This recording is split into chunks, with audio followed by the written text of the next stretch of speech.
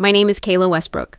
I'm 35 years old, a financial strategist based in Tacoma. I've spent over a decade helping women-owned businesses get on their feet. Numbers make sense to me. People, not always. Especially not my people. 3 weeks ago, I walked out of the house I practically saved from foreclosure. I didn't scream, I didn't slam doors, I just left. Quietly, but completely. Because sometimes silence makes the loudest statement, let me take you back to that moment. It was a Sunday afternoon. The house smelled like rosemary pot roast, Mom's usual passive-aggressive attempt to keep things normal. I'd brought dinner over from their favorite Italian place, thinking it would lift the mood. But I arrived a little earlier than expected. As I stepped inside, I heard their voices from the study. The door was cracked just enough for their words to slip through like poison seeping under the skin. She thinks just because she makes money, she knows everything, Dad snapped. If she feels like she's carrying too much weight, maybe she should just leave. We didn't ask for her charity. I froze, my hand still clutching the brown takeout bag. My heart didn't break. It hardened. Because that wasn't my mother's voice. It was his. My father. Calvin Westbrook, a man I once thought of as my quiet protector. Now he sounded like someone who'd been keeping a tally sheet of silent resentments. If she doesn't like how we do things, he continued, she can get out. And she doesn't need to come back. I remember backing up slowly, quietly. I didn't make a scene. I didn't interrupt. I didn't even cry. No, not yet. I went upstairs to my childhood room, still stuck in its 2008 lavender glory, packed my weekend bag, slid the spare house key into the top drawer of the nightstand, and walked out. Just like that. No drama, just, done. And here's the part they didn't know, not until later. I had been paying their mortgage for 3 years, $2,300 every single month, quietly, reliably, without ever asking for thanks. They thought their bills were being covered by Dad's side consulting gigs. But I saw the red notices first. I saw the cracks in their facade before either of them admitted the truth. And because I couldn't bear to see them lose that house, my childhood home, I stepped in. In silence. For 3 years, I cut corners in my own life so they could keep the granite countertops and the suburban zip code. I lived modestly while they played house in a fantasy they couldn't afford. I gave. And gave. And gave. Until that Sunday, when I heard, with crystal clarity, what they really thought of me. So I stopped. I stopped visiting. I stopped calling. I stopped paying. 3 weeks passed. Nothing from Dad. But then, one morning, my phone buzzed. Mom. I almost didn't pick up. But curiosity won. Kayla?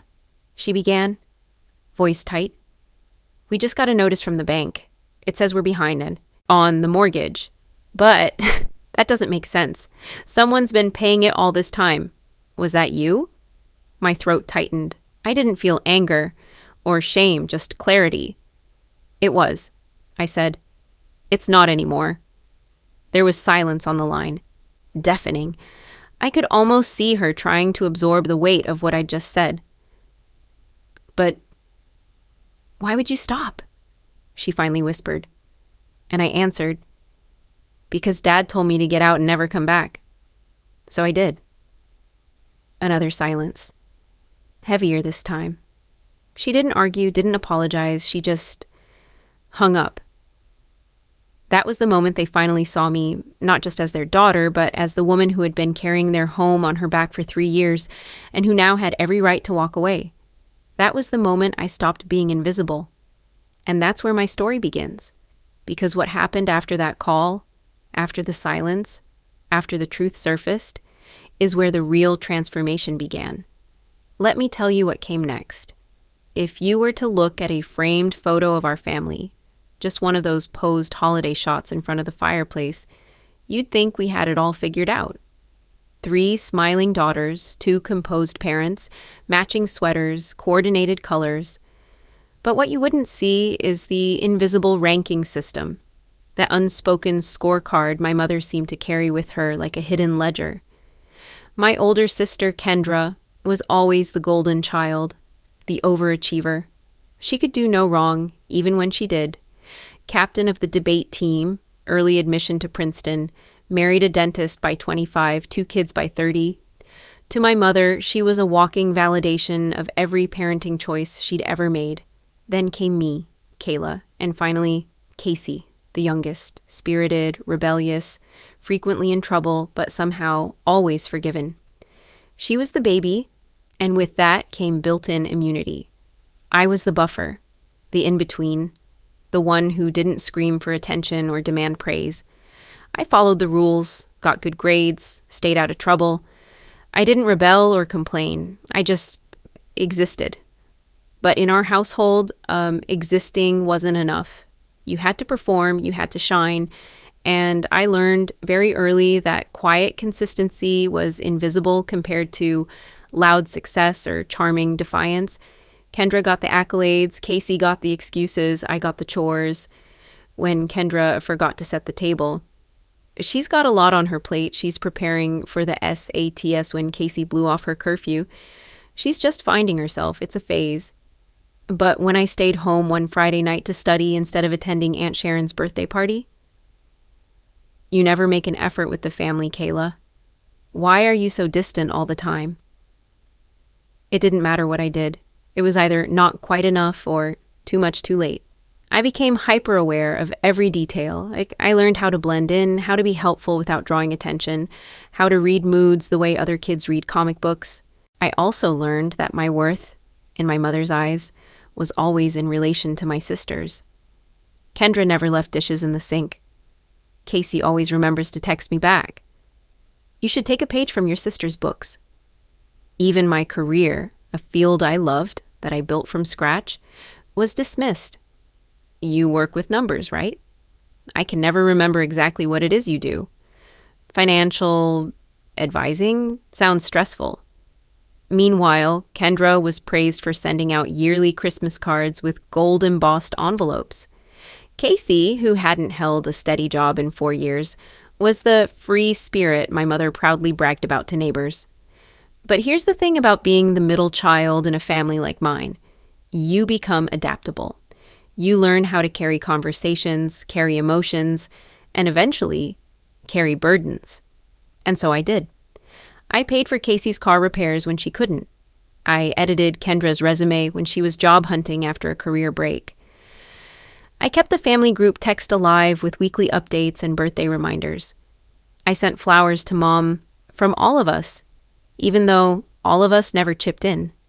No one asked me to do these things, but no one told me to stop either, because I was dependable, because I didn't complain, because I stayed in the background, reliable, consistent, and deeply unseen. I can't count the number of times I was told I was too sensitive for noticing how I was treated differently. I internalized that label like a splinter I never fully pulled out. But looking back now, I realized that sensitivity wasn't a weakness. It was a signal, a warning system that something was wrong long before I had the words to articulate it. I wasn't just the middle child, I was the middle ground, the emotional dumping ground, the unpaid peacekeeper. And when things fell apart, when Kendra got divorced, when Casey totaled her car, when Mom and Dad got behind on the mortgage, it was me they called. Not to thank, but to fix, quietly, completely. That's the thing about being the capable one. People assume you'll always show up even when they don't remember why you started showing up in the first place. But that Sunday afternoon, the one where I stood in the hallway holding that paper bag of food, listening to my father dismiss 3 years of sacrifice with a single sentence, that was the moment I realized I didn't want to be the glue anymore, because no one cares if the glue breaks. They just find something else to hold the pieces together. And I was done being replaceable. Done being the one who carried everyone else's weight while mine went unnoticed. Done being the daughter they only valued when I was useful. From the outside, our house looked like something out of a real estate commercial. 3 stories, crisp white shutters, a perfectly trimmed lawn that my dad mowed every Sunday at 7 a.m. sharp. To neighbors, it was the classic picture of suburban success. Colonial-style home with flower beds that bloomed like clockwork and holiday decorations that rotated with Pinterest-worthy precision. But inside, It was something else entirely. That house wasn't a home. It was a stage. And we were the cast in a play my mother directed, one where appearance always came before reality. The formal dining room was her favorite set, a space rarely used except for holidays or when she wanted to show off the new table runner she bought at a silent auction. But I remembered it differently. That room still echoes with her voice saying, "So, Kayla, what exactly do you plan to do with a finance degree? Teach math at a community college?" It was always framed as a question, but never really one looking for an answer. The oak table, long, rectangular, polished within an inch of its life, was where I first learned that humiliation could be served between mashed potatoes and passive-aggressive comments. No matter how well I performed, how well I behaved, the house made it clear I was always second tier. The stairwell was no better. To anyone else, it was just a standard carpeted staircase. But for me, it held a specific memory. Sitting halfway up, age 14, knees pulled to my chest after Mom told me flat out, "Kendra was more mature at your age. You still act like a child." I had just come home from an honor roll ceremony. She didn't notice the certificate in my hands. She never did. I can't count how many nights I escaped to my room, the only place I could breathe. Even that space wasn't mine entirely. The decor hadn't changed since I was 16. Lavender walls, white bookshelves, an old bulletin board with pinned reminders of a girl who once believed she'd be seen someday. Mom always said she kept it that way because it was nostalgic. But the truth? It was frozen in time, like me, trapped in who I was, never allowed to become someone new. And yet, for all its emotional erosion, I still fought to protect that house, even when I had every reason not to. When Dad lost his job, the cracks deepened. Credit card bills started piling up. I found the overdue mortgage notice by accident during a holiday visit, left under a stack of Pottery Barn catalogs. That house had become too expensive for them. But instead of downsizing or cutting back, they chose denial, and I chose rescue. Without telling them, I set up automatic payments from my personal account, $2,300 a month, every month, for 3 years. I kept them in that house, the same house that never made space for me. Looking back, I don't know if it was guilt, hope, or just deeply ingrained conditioning. Maybe a bit of all three, but I believed that maybe, just maybe, keeping that structure standing would someday restore something inside it. Spoiler, it didn't. There was a window seat in the front room where I used to sit and read, a sliver of peace in an otherwise volatile environment. From that perch, I'd watch other families walk, by families who laughed, who touched each other affectionately, who weren't constantly performing. I'd press my forehead to the glass, imagining what it would be like to live in one of those houses, the ones where you didn't have to earn warmth. That window seat is still there, cushions still fluffed, throw pillows still arranged just so, but I don't sit there anymore, I can't, because now I see it for what it really was. A lookout tower in a castle built on shame, comparison, and control. Even now, after walking away, I can close my eyes and picture every room. The scent of lemon furniture polish, the ticking of the oversized grandfather clock that no one ever set properly, the framed family photo in the hallway where my smile was just slightly tighter than my sister's. I know every corner of that house because I used to scan it daily, searching for safety, for neutrality, for silence. And later, when things fell apart, I fought to hold it together, not because of what it gave me, but because I thought I owed it something, like it was a person, like it deserved protection. But it wasn't. And it didn't. It was just drywall and debt. A monument to a family image my parents cared more about preserving than the actual relationships inside it. Still, for years, I wrote those checks.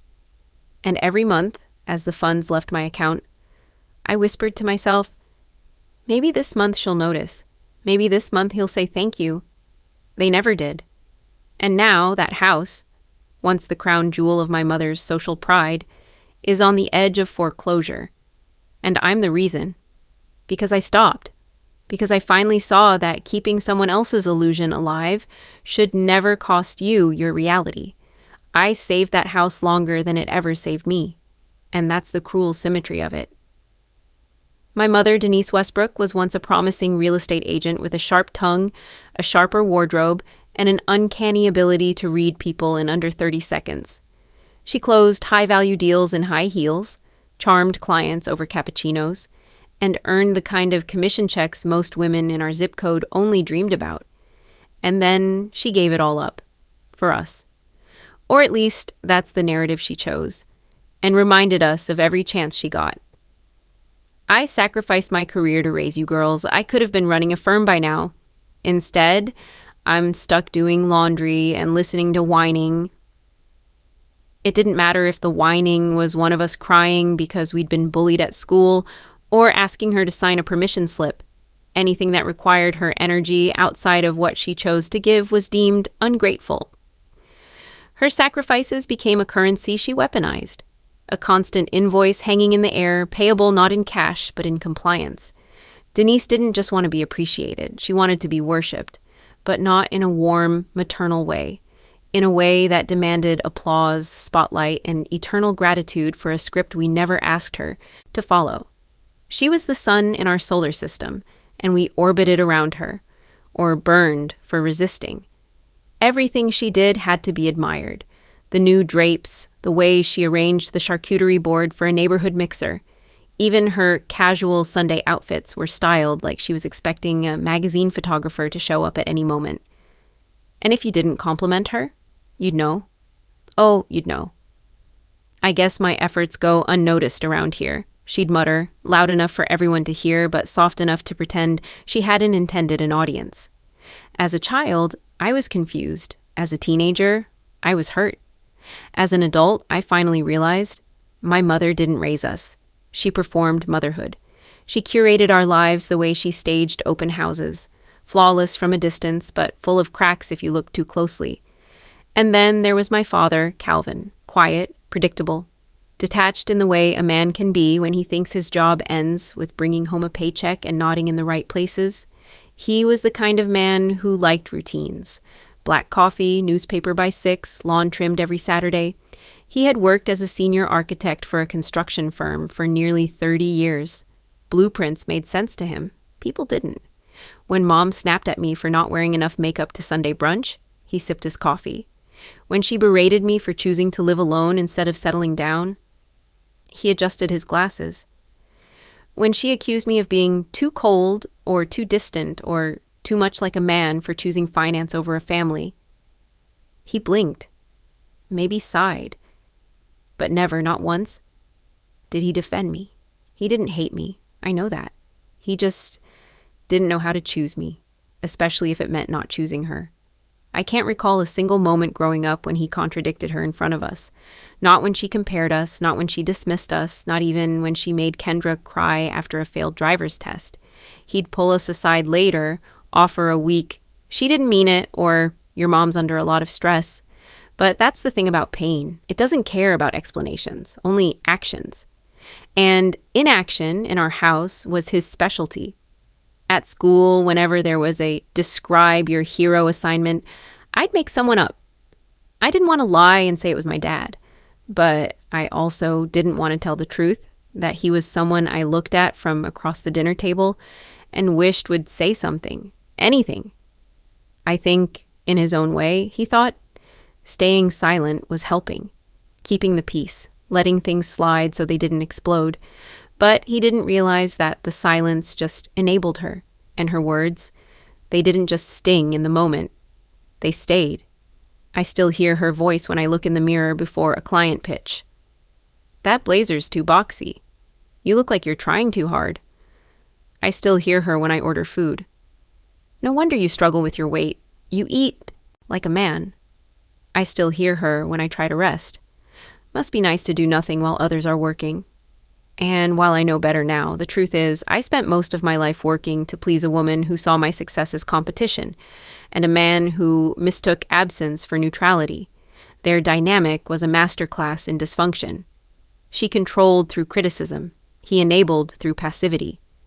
And I existed in the middle, constantly buffering, constantly shrinking, constantly trying to earn something that should have been mine by default.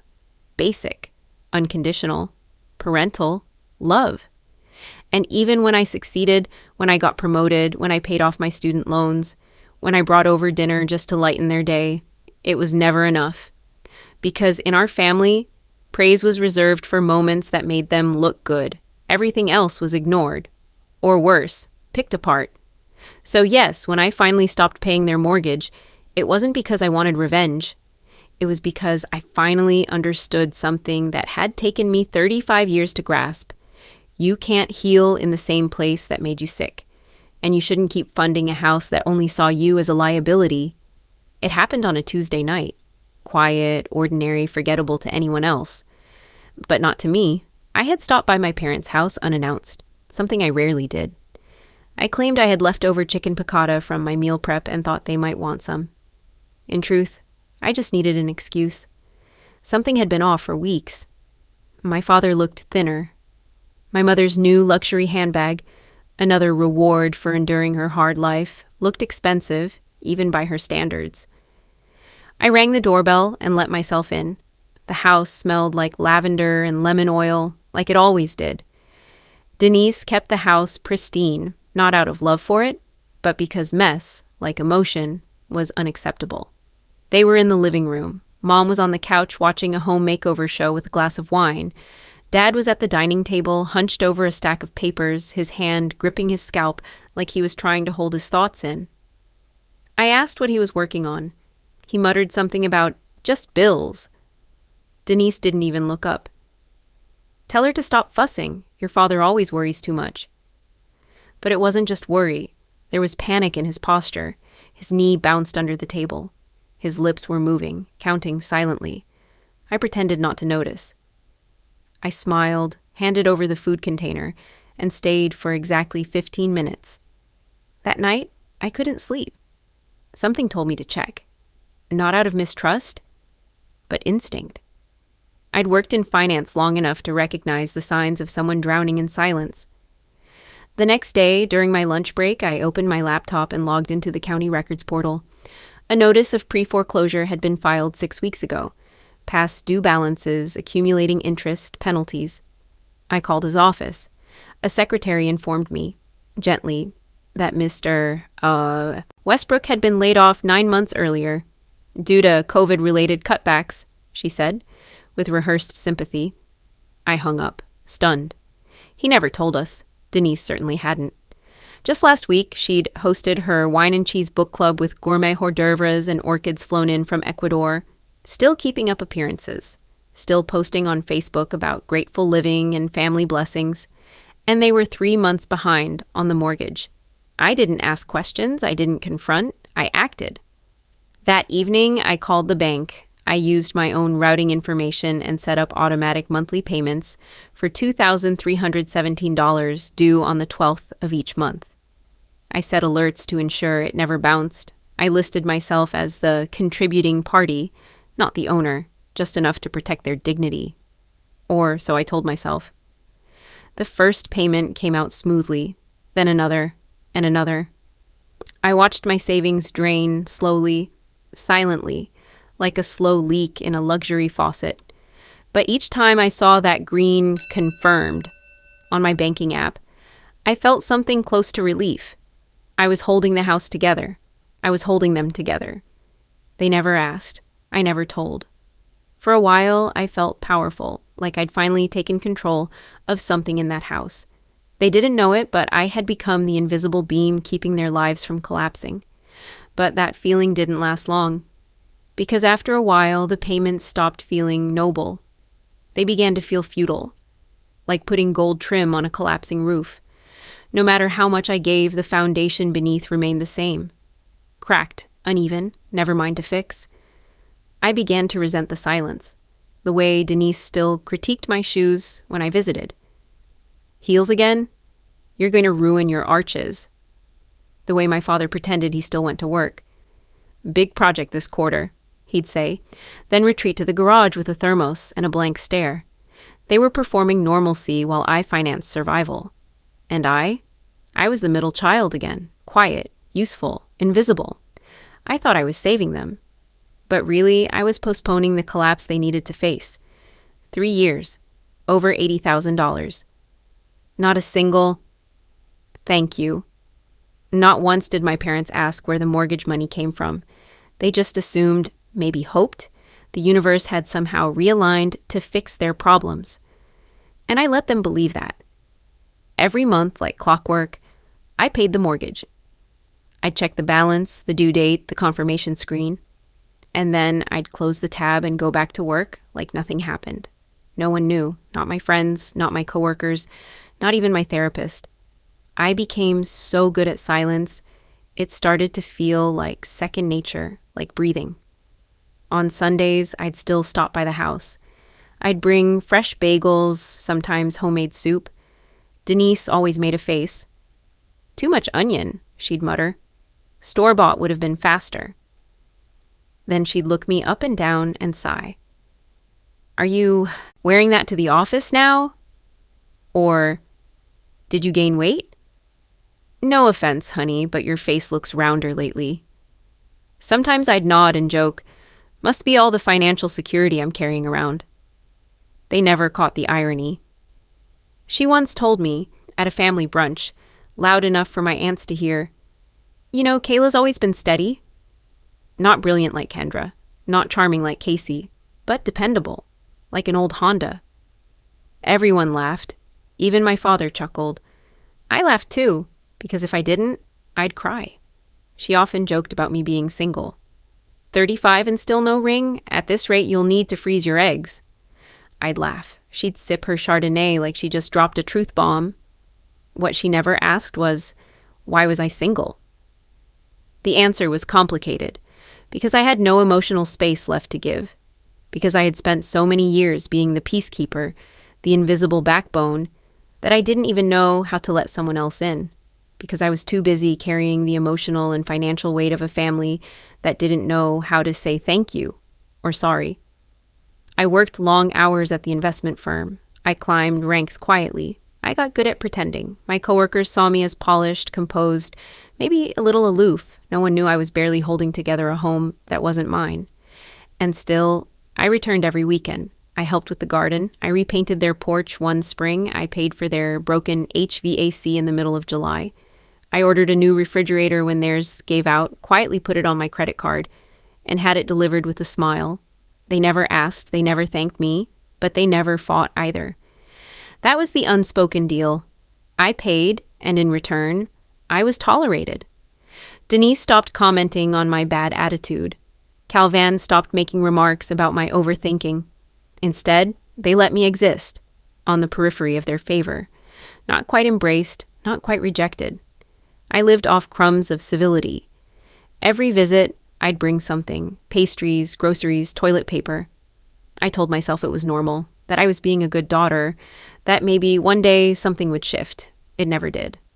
One Thanksgiving, Casey brought her new boyfriend. Tall, charismatic, in sales. My mother doted on him like he was royalty. Isn't he just perfect for our Casey? She deserves the best after all her struggles. Casey had never paid a bill in her life. She bounced from temp job to temp job. But she had charm, and our mother adored charm. After dinner, I offered to do the dishes. No one objected. I stood at the sink for nearly an hour, scrubbing and drying, while laughter floated in from the living room. I could hear them talking about me. "Kayla's always been different," my mother said. "She never really fit into things." My chest tightened. Calvin said nothing. As always. I went home that night and stared at the blinking cursor on my banking app. The next mortgage payment was due in 4 days. I didn't hesitate. I scheduled the payment. Again. And then I cried. Not because I regretted the money, but because I knew. Deep down, they'd never see it. Never want to see it. That every dollar I sent bought me another month of invisibility, another month of being tolerated, another month of being the unremarkable middle child who never needed much, and therefore never deserved much. I wasn't paying for love. I was paying to be ignored in peace. For most of my life, I believed my father loved me, quietly. He wasn't expressive, but I convinced myself that his silence meant stability, not apathy. He never yelled, never slammed doors, never walked out. And in a home where my mother's voice filled every corner with sharp judgments and loud disappointments, his stillness felt like shelter. Sometimes I imagined he noticed the things I did, that when I trimmed the hedges or fixed the garage door, he knew it was me. That when the mortgage miraculously got paid and the fridge was mysteriously full, he must have suspected. I believed he chose not to say anything because that was his way of protecting me. From her, from himself, from the guilt.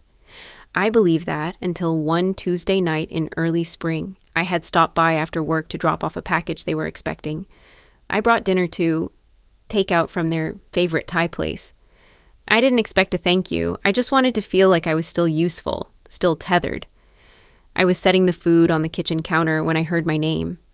I froze. Their voices were coming from the dining room. "She's always meddling," my mother said, sharply, acting like she knows better. "She means well," my father replied. "But she thinks just because she makes more money, she can tell us how to live." There was a pause, and then he said it. "She thinks she understands us? She doesn't even live here. She doesn't know anything." It hit like a slap. I don't know what I expected. Maybe a soft disagreement, a quiet defense, she's trying.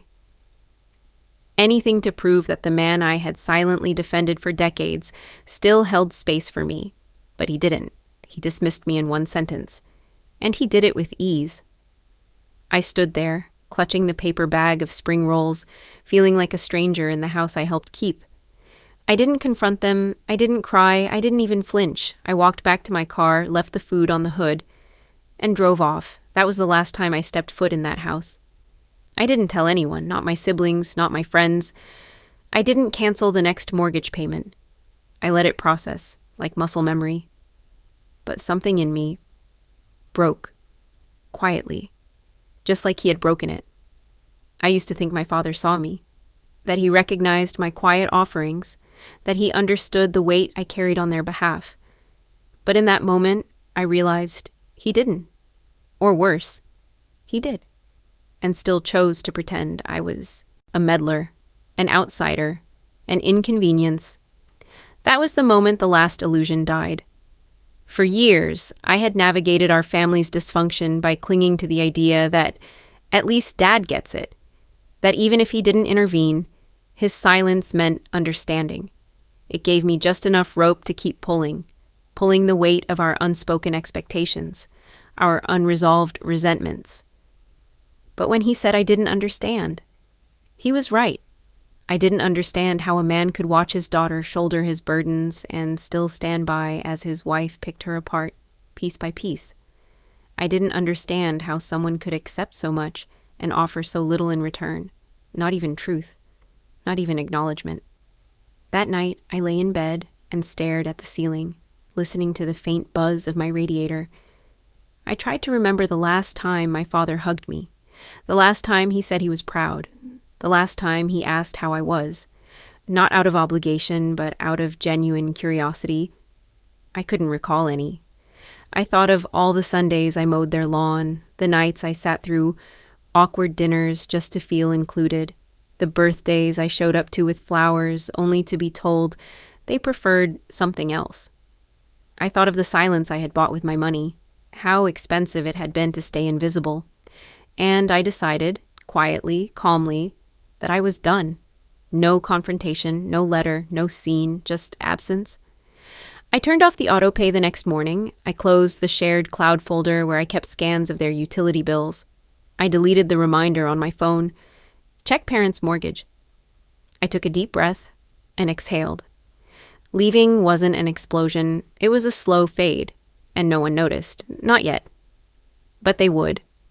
Very soon. It took exactly 21 days, 3 weeks of silence, 3 weeks of no visits, no texts, no payments, 3 weeks of living my life without them. I wasn't expecting anything. No apology, no realization, just space. Then my phone rang. It was a Tuesday morning. I was brewing coffee, still in my robe, hair tied up in a lazy bun. The number lit up on my screen. Mom. My thumb hovered over the answer button. I stared at it longer than I should have, half tempted to let it go to voicemail. But curiosity, familiar and frustrating, got the better of me. I picked up. "Hello?" There was no greeting, just her voice, sharp and tight. "Did you do something with the mortgage?" My stomach didn't drop. It didn't flinch. It just steadied. I stirred my coffee slowly, walked to the window, and said nothing. Let her keep going. They sent a notice, final warning, something about payments not going through. The bank said there's been a history of automatic transfers from an unlisted third-party account. Do you know anything about that? I took a long sip of coffee. The bitterness grounded me. Then I answered. "Yes," I said calmly. "That was me." She was quiet. "I've been paying it," I continued.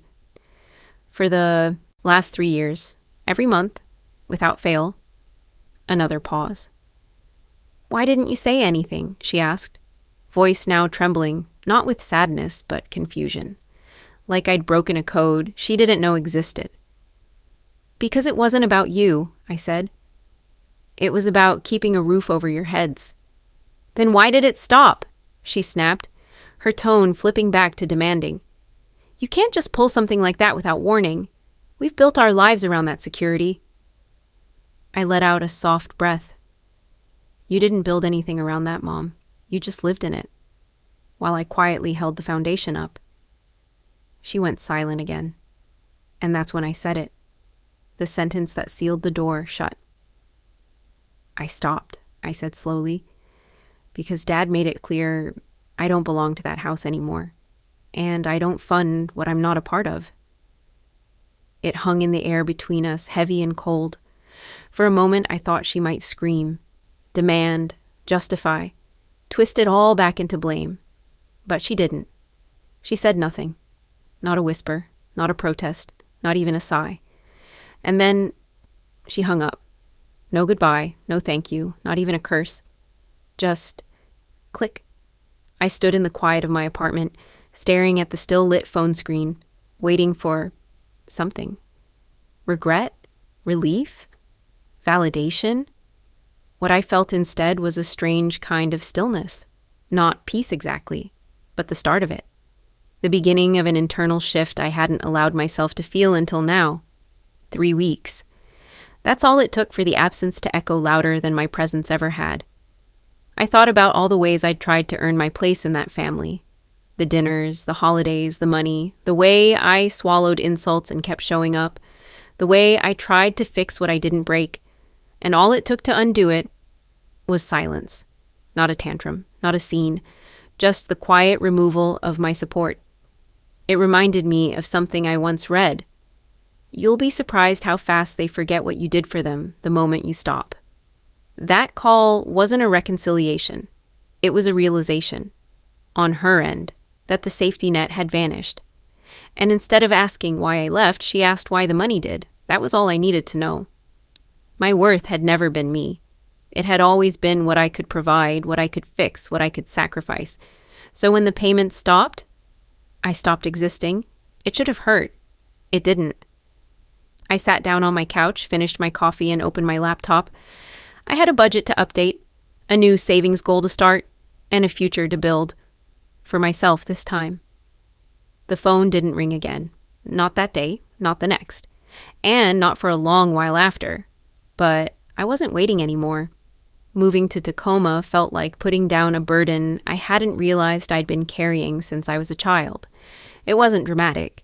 No goodbye letters, no social media declarations. I just packed up my 1-bedroom apartment, loaded my car, and drove west, toward quiet streets and unfamiliar skies. My GPS voice was the only sound accompanying me as I crossed county lines, leaving behind not just a city, but a lifetime of expectations that had never belonged to me. The house I rented was small, just 2 bedrooms, a narrow kitchen, and a creaky porch that overlooked a garden someone had clearly given up on. But it was mine, not legally, not on paper, but emotionally, spiritually. It was the first place I entered without feeling like I had to justify my presence. I picked the softest chair I could find online, a dusty rose armchair with plush cushions and wide armrests. It arrived in a huge cardboard box, and I assembled it in the middle of my new living room on a rainy Saturday afternoon. No one told me it was frivolous. No one criticized me for wasting money on something you'll barely use. That chair became my sanctuary. Every evening, I'd curl up in it with a cup of tea and a book, sometimes not even reading, just letting the silence settle into my bones like warmth. But the healing didn't happen just because I changed zip codes. It took work, it took unlearning, and it took Linda. She was my therapist, recommended by a friend who also had a complicated relationship with family. Linda was in her 60s, wore chunky sweaters, and had a voice like warm honey. The first time I sat in her office, I could barely meet her eyes. I kept fidgeting, apologizing, minimizing. "I don't even know why I'm here," I said, forcing a laugh. "I mean, it's not like I had it that bad. Other people?" She raised her hand gently. "Kayla," she said, "someone else's drowning doesn't make your pain less valid." I blinked. That sentence, simple and steady, broke something open. We met once a week, sometimes twice. At first, I mostly talked about my family, about my mother's constant criticism, about my father's silence, about the 3 years I paid their mortgage without a thank you. But over time, the stories shifted. I started talking about me, not just what was done to me, but what I wanted, what I liked, what made me laugh. Linda would remind me, often, "You are not selfish for choosing peace." And I needed to hear that. Because every time I didn't call home or ignored a text from Casey asking for help with rent, guilt would creep in like a shadow. The kind of guilt that had been bred into me. Not taught, not spoken, but absorbed over years of being the middle child, the fixer, the invisible glue. Tacoma gave me space. I joined a weekend pottery class. I adopted an old cat from the shelter, named her Myrtle. I started going for morning walks just because I liked the smell of wet pavement and pine. I began experimenting with recipes I'd never dared try, just for the joy of feeding myself well. Most nights, I'd sit on my porch wrapped in a blanket, watching the sky turn lavender. It was the first time in my life that I wasn't performing, not for my parents, not for society, not even for myself. I was just, being. And that was new. There were still days I'd catch myself hesitating before buying something, hearing my mother's voice in my head. Why waste money on that? But I'd close my eyes, breathe, and ask a better question. Does this bring me joy? If the answer was yes, I gave myself permission. It felt revolutionary. I began journaling again, something I hadn't done since college. In those pages, I wrote things I was too afraid to say out loud. I don't want to save anyone anymore. I want to feel loved without earning it. I miss the idea of having a family. Not them, but the idea of it. And slowly, painfully, I started releasing the version of me that only existed to please others. The Kayla who held everyone's pain but buried her own. The Kayla who overachieved to be noticed, who laughed off insults to keep the peace, who believed her worth was measured in usefulness. She was tired, and she deserved rest, so I gave it to her. And in that rest, something miraculous began to happen. I began to like myself. Not because I was achieving, not because I was fixing, but because in stillness, I discovered a woman who was thoughtful, funny, resourceful, and deeply kind, not just to others, but to herself. Tacoma didn't fix me, but it gave me the space to do what no one else had ever done. See me. And for the first time, I wasn't ashamed of what I saw. It was a Thursday afternoon when she showed up. I was in the middle of reviewing quarterly reports when the receptionist buzzed through. "There's a woman here to see you. Says her name is Denise. Should I froze. Denise. She hadn't been mom in my mind for months. I cleared my throat. "It's fine. Send her in." She entered in a tailored blazer, her hair perfect as always, makeup a little more subdued than usual. Clutched in her hand was a manila envelope. No hugs, no tears, no softening of the jaw. Just business. I won't take much of your time, she said, sitting across from me without waiting to be invited. Your father had a stroke 2 nights ago. The words landed like stones in water. Quiet but heavy. I didn't flinch, not visibly. But something inside twisted. She continued. He's at St. Luke's, stable but not responsive. I nodded once. Why are you here? She placed the envelope on my desk. In his wallet, she said, her voice strained but not broken. They found a folded piece of paper. It just said, "Call Kayla. The girl understands finance. Don't sell the house until she says so." I stared at the envelope. This isn't a guilt trip, she added quickly. He wrote that note 2 months ago, before everything, before the mortgage issues started. I opened the envelope. Inside was a draft of a will, not finalized, not signed, just intentions. My father's name typed neatly at the top. A clause, highlighted in yellow, stating that the final decision regarding the family house would rest solely with me. Me, not Kendra, the golden girl, not Casey, the favorite. Me, Kayla, the invisible one, the one he told to get out. It was almost laughable. The irony, I murmured, holding up the paper. He threw me out, and now he's handing me the keys. She didn't respond, just looked away, lips pressed tight. Why now? I asked, more curious than angry. Why bring this to me at all? She sighed, rubbed her temple. Because I don't know what to do. The hospital bills are piling up. Casey panicked and started calling realtors. Kendra said to just sell and be done with it. But that note, he clearly wanted you involved. And this... She gestured to the document. He never showed it to me, but he had it. He was going to make it official. So now you're here. I leaned back in my chair. Not because you regret anything, not because you want to fix things, just because you don't want to make the wrong move legally. She didn't deny it, which, in some strange way, I respected. I'm not here for a family reunion, she said softly. I'm here because, despite everything, you were the only one he trusted with money, and, apparently, with this house. I nodded slowly.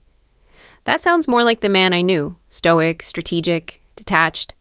She flinched, just barely, but I saw it. For a moment we sat in silence. Then she said, quieter this time, I didn't come to beg. I know we hurt you, I know I did. But he never stopped reading your articles. He bookmarked your financial column, clipped out the one about retirement scams. I swallowed. Hard. That doesn't undo years of silence, I said. Or watching me get dismissed, diminished. You both let me become the family accountant without ever being the daughter. She looked down. And now, I continued, I'm being asked to play that role again. No, she said. Now, I'm asking you to choose it, if you want. If not, I'll walk out and figure it out myself. She stood. I'll leave the papers here. Decide what you want, but don't do it for us. Do it because maybe he meant something to you, even if we didn't show it. With that, she left. I stared at the door long after it closed, and for the first time in months, I didn't feel rage or even sadness, just clarity. They hadn't changed, not really, but something had. I had. And maybe that was enough to write the next chapter, on my terms. I didn't go back to punish them. I didn't walk through the front door of that house like some triumphant hero, ready to watch them squirm under the weight of karma. That's not who I am. Instead, I walked into the bank. I pulled up the mortgage account I'd quietly supported for 3 years, and I began the process, cleanly, professionally, to end it. I filed the paperwork to assume legal authority over the property, thanks to the handwritten directive and a lawyer's help. I worked with a real estate agent I trusted, one who didn't blink twice when I said, we're selling. No family input. Just do what gets us the best price. The house went on the market within a week. I didn't drive by. I didn't revisit the rooms I used to cry in. I didn't sit on the back porch and reflect. I didn't need closure from a building that never gave me comfort to begin with. Instead, I handled logistics, repairs, staging, negotiations, and in 6 weeks the house sold, just slightly above market value. I made sure every document was sealed, every number accounted for. I paid off the remainder of the mortgage in full, no debt left behind, no mess for anyone else to clean up. Then came the question of what next. My mother was still at the hospital most days, taking turns with Kendra and Casey, who suddenly found time between yoga retreats and client meetings to play the concerned daughters. But I knew the truth. They were only there because it looked right. They weren't staying late. They weren't asking about long-term care. They weren't offering to help with anything real. And no one, not even Mom, brought up the house again. One Friday morning, I picked her up outside the hospital. She looked tired, her posture smaller somehow. "Where are we going?" she asked. "To see the place I arranged for you." I drove her to a modest condo building on the edge of town, quiet, secure, with an elevator and a small garden she could walk through if she wanted. I'd already signed the lease, prepaid the rent for a year. Utilities were handled, furniture delivered, no fuss, no clutter. She walked inside slowly, looking around at the clean walls, the simple couch, the sunlight streaming in. "This isn't the house," she murmured. "No," I said, "it's not." She didn't cry. Neither did I. "I thought maybe you'd keep it, live there." I shook my head.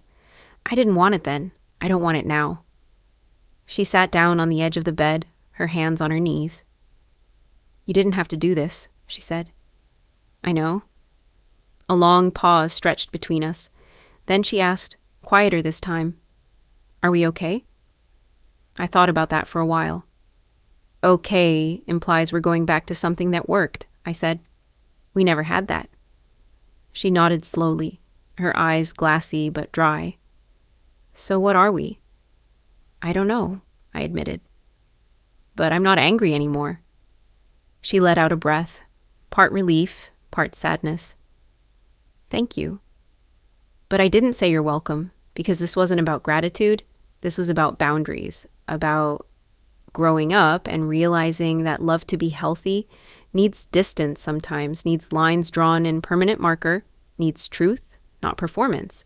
I didn't go back to prove a point. I didn't want revenge or recognition. I just wanted to do the right thing, not for them, for me, because I finally understood that helping people isn't the same as enabling them, that protecting someone from consequences doesn't always save them. It just delays the crash. That loving your parents doesn't mean bankrupting your soul for their approval. I didn't stay in their house. I didn't reclaim my old room. I didn't host Sunday dinners, but I did ensure they were safe. I handed over all financial documents to a trust lawyer. I arranged for my father's rehab care with insurance and long-term planning in place. I made sure my mother had support without becoming her crutch again.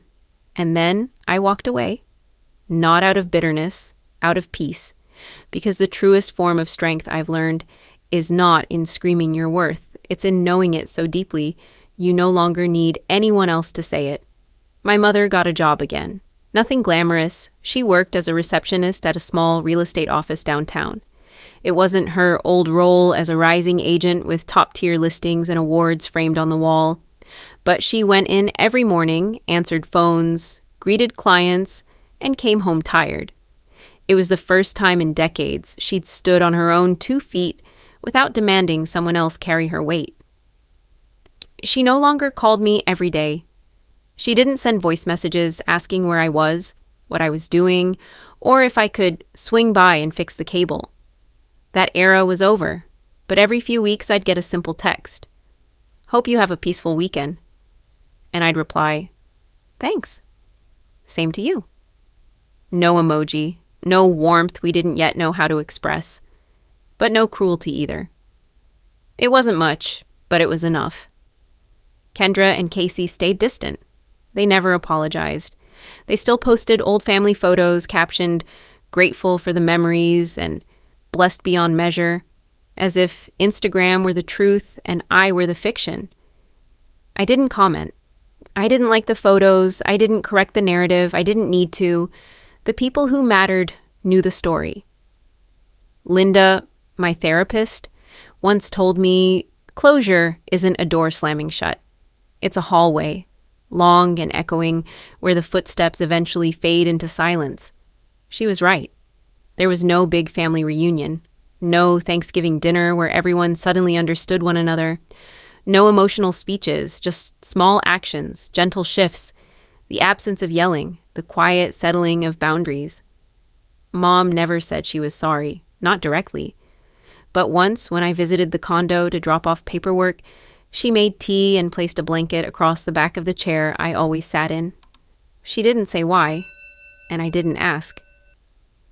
We sipped tea in relative silence, the kind that used to feel suffocating. Now it just, was. We watched a show she liked, something with home renovations and pastel kitchens. At one point, she turned to me and said, "I never thought you'd be the one to hold everything together." I didn't smile, I didn't cry.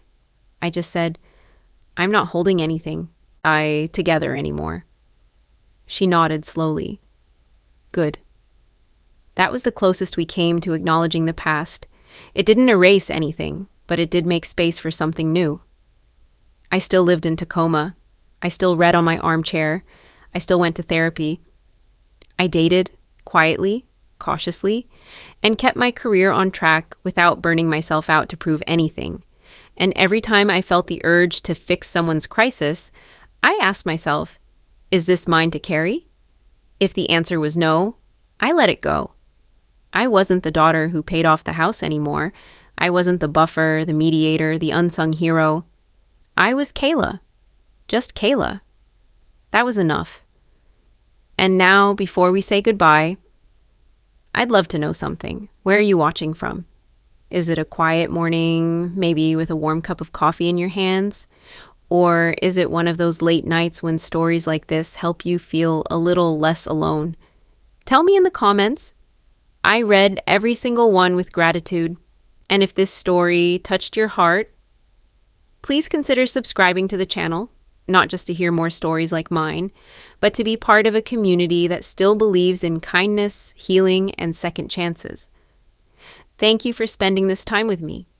Wherever you are, I hope you carry this story with you, and remember, sometimes the miracle doesn't knock on your door. It waits quietly until you're ready to open your heart. Take care. We'll meet again in the next story.